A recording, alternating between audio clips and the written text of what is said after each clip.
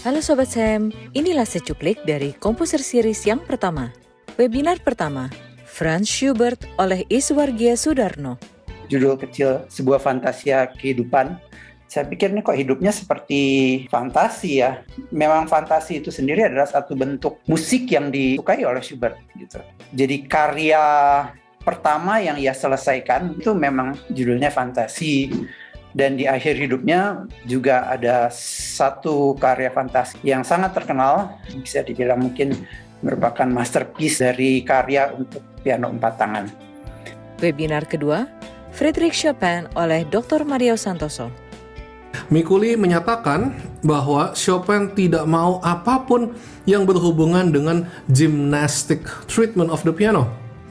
Nah, yang pertama yang Chopin bahas di dalam pedagoginya adalah on achieving beautiful touch, di mana sekali lagi ini adalah core dari Chopin's teaching.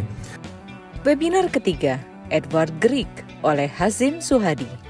Satu kekhasan musik rakyat kami, rakyat Norwegia, yang sangat menarik bagi saya adalah pergerakan nada leading tone, terutama langkahnya yang turun ke nada dominan. Jadi ini yang aku maksud. The Greek motif, turun minor second, turun major third. Jadi contoh yang sangat terkenal, motif turun minor second, lalu turun lagi major third.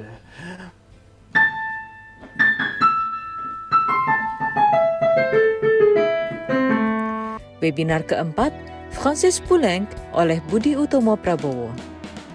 Lalu di mana letaknya Francis Poulenc? Ya, dia nggak ada di sini kan, dia nggak pernah masuk Paris Conservatoire. Ini adalah Paris Conservatoire, jadi semua berpusat di sini. Dan ada komposisi, saya nggak tahu tahunan atau enggak, juga sangat bergengsi yang disebut dengan Prix de Rome. Gounod, Bizet, Massenet, Debussy, Boulanger, Dupré, Dutilleux, semua adalah pemenang Prix de Rome. Dan untuk menjadi komponis yang terkenal, jalannya ya hanya ini gitu. Bersekolah di Paris Conservatoire, lalu memenangkan Prix de Rome, dan Poulenc tahu bahwa ia tidak punya kesempatan itu karena ia tidak sekolah. Lalu ia berguru pada Erik Satie, tokoh yang cukup penting pada masa itu, karena nanti lewat Erik Satie dia kenal dengan tokoh-tokoh lain. Dan webinar kelima, Franz Liszt oleh Dr. Johannes Sebastian Nugroho.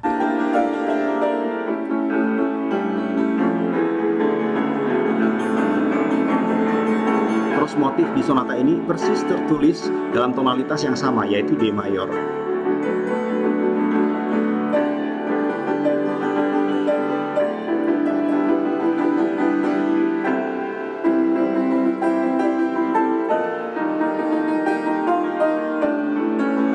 Nah, jika motif ini hanya terjadi sesekali, kita tentu bisa berkata kebetulan. Tetapi jika motif ini muncul berulang kali, maka ini adalah sebuah motif yang memang dengan sengaja ditaruh pada karya-karya Liszt dan pada tempat-tempat yang secara struktural penting.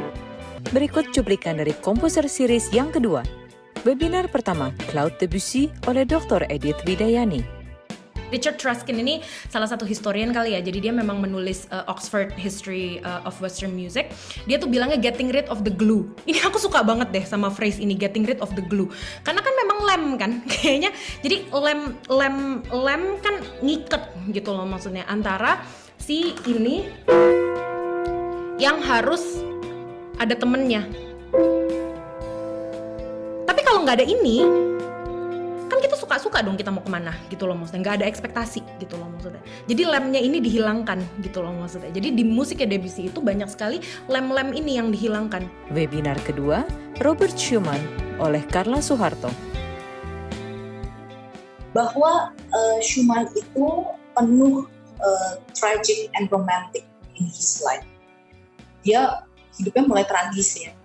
Dia cedera, harus pupus impiannya, tapi dia menemukan suatu sosok, yaitu Clara Wieck, and his romantic life begins. Jadi all of his composition, all of his life was actually focused on Clara. Jadi apapun itu, Clara's motif, muse-nya, Clara itu merupakan muse dari Robert Schumann. And he is the painter of music and prose. Dia paling jago menggabungkan musik dengan literatur. Webinar ketiga, Sergei Rachmaninov oleh Levi Gunardi. ketika sering ke gereja tersebut, suara-suara bel itu sangat mendominasi di seluruh Rusia. Rachmaninoff sempat menyebut bahwa suara-suara itu sepertinya hidup dalam dirinya. Ini adalah salah satunya.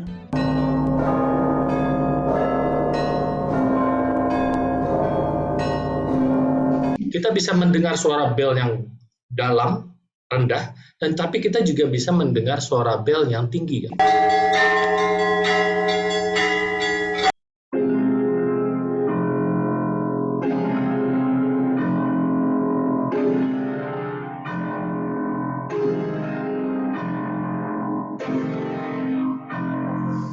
Dan seterusnya. Itulah yang dia masukkan pertama, suara bel yang mencekam. Webinar keempat, Maurice Ravel oleh Amelia Santoso. Jadi salah satu yang Ravel suka adalah memakai tangga nada, diambil dari modal harmoni gitu ya. Ini bunyinya kayak gini di bagian tengah.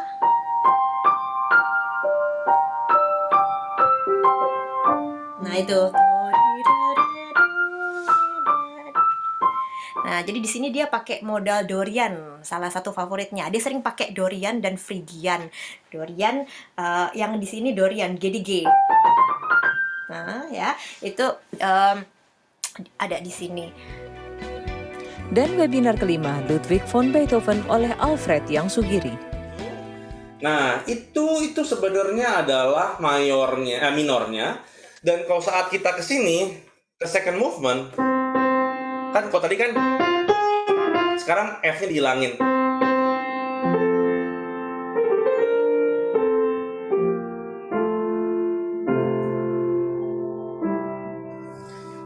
Itu motif yang sama, berarti dia Beethoven tuh menggunakan material komposisi seminim mungkin, tapi pengembangannya tuh luar biasa.